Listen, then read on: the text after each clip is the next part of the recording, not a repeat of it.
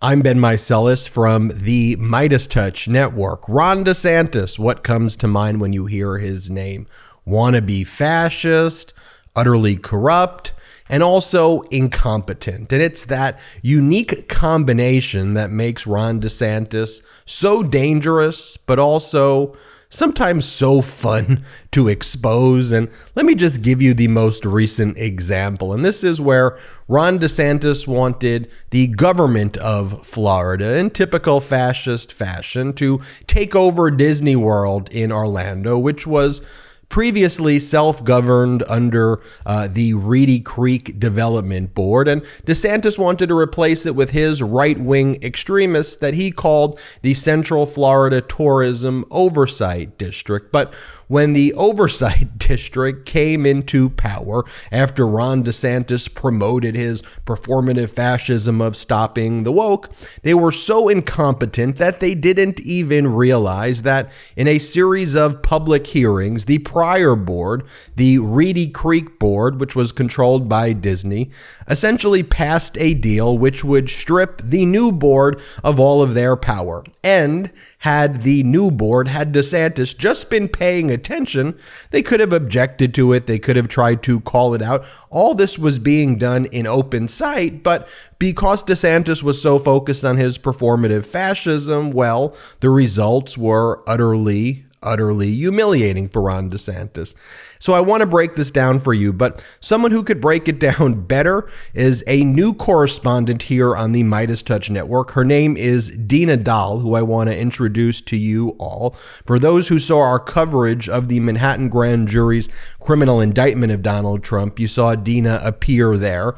But it is an honor to bring Dina to this network. Dina is a corporate attorney, so she analyzes these contracts, and so she's very familiar with the provisions, and she has some incredible insight into what went down here and how DeSantis's incompetence was on full display and how the competent lawyers at Disney checkmated Ron DeSantis. So without further ado, Dina Doll, take it away. Disney didn't pull a fast one on Ron DeSantis. They were just smarter. They were just better. If Ron DeSantis had bothered to put one staffer on the case and went to public hearings and reviewed any public available document, they would have known exactly what was happening at Reedy Creek Improvement District. But he didn't. And it's a good lesson that politics isn't just rhetoric. It isn't just what you say at a press conference, that laws matter. And in this case, a really good lawyer, or several really good lawyers by Disney, put forward a development agreement and restrictive covenant that looks to me pretty airtight. Now, I'm Dina Doll. I'm a corporate lawyer. I've drafted a ton of corporate agreements. I've drafted SEC filings where every single word is looked at about 1,000 times because you can't make one misstep when you're filing something for a public company. And I have to say, I've looked at these, and the wording in these looks like somebody looked at it 1,000 times, and it's going to be very hard for Ron DeSantis to say in his words that these are, against the law, not legal. That's going to be really hard. But let's get into it. So a little background here. We know that the Reedy Creek Improvement District was a special tax district formed in 1967 to govern the 25,000 acre Disney World park land. And we know that, for many years, this worked just fine. But Ron DeSantis and his wanting to get national attention, picked a fight with Disney. Started with COVID and the vaccinations and the masking. But it really came to a head under the Don't Say Gay bill that Ron DeSantis put forward. And Disney wasn't willing to play ball. And this angered Ron DeSantis, and he decided to punish the #1 tourist attraction in Florida, one of the biggest multinational companies that exist.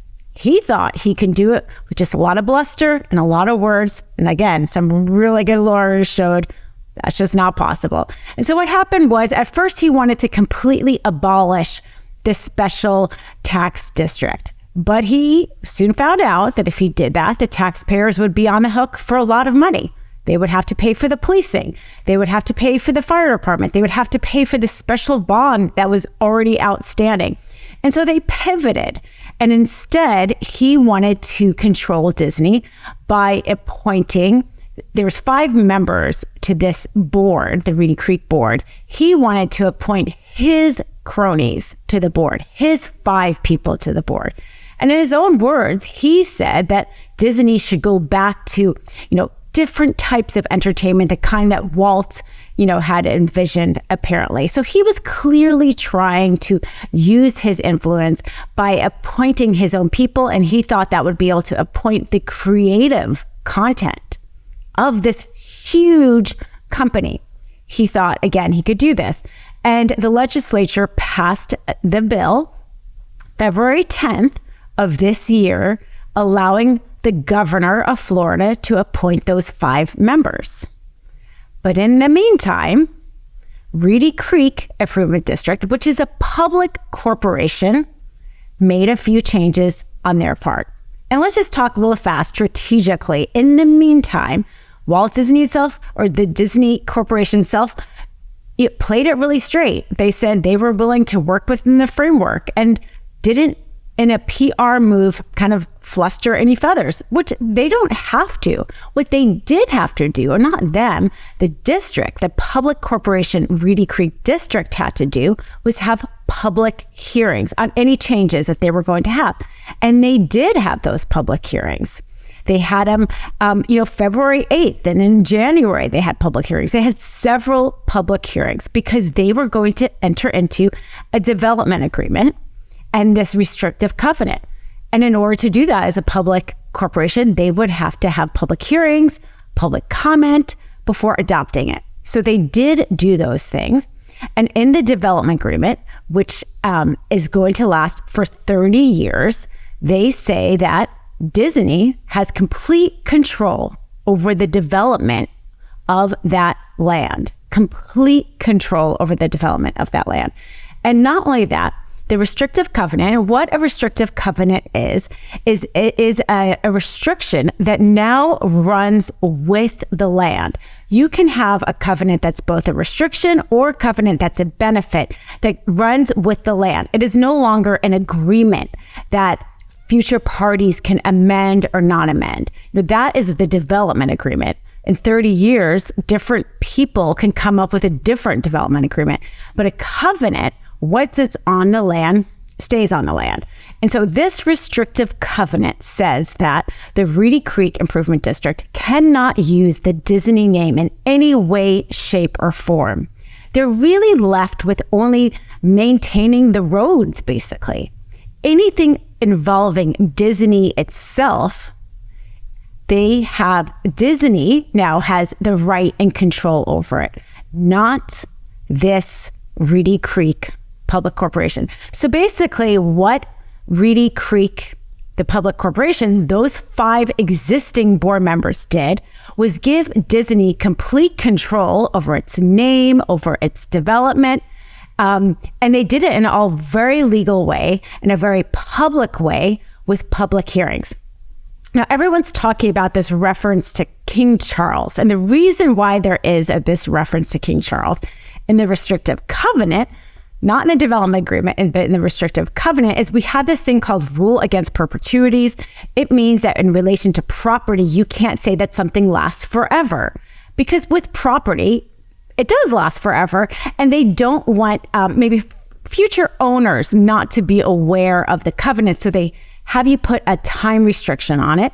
And they have this restriction put on King Charles and his descendants in 21 years after that descendant dies, which, as we know, could be very, very, very long time. His Prince Harry's granddaughter was just born. She's less than 2 years old. You add that, continue on. So it's essentially many years from now, but because of the rules against perpetuities, then you have to tie that to a living person.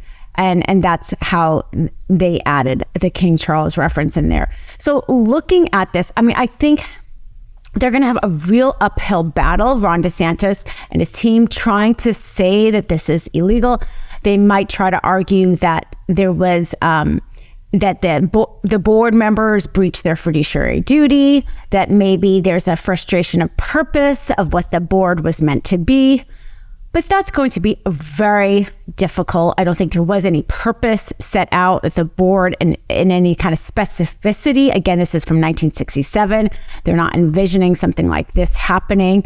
And in terms of their fiduciary duties, giving the control to Disney does not seem like something that would be like reckless, because Disney is a this multinational corporation. You would think it would be reasonable for them to be able to kind of govern their development. But those would maybe be the kind of arguments that we will see from their lawyers, because in terms of the procedure and the process that was used to pass this, and the language in the development and the restrictive covenants, it seems to me pretty airtight.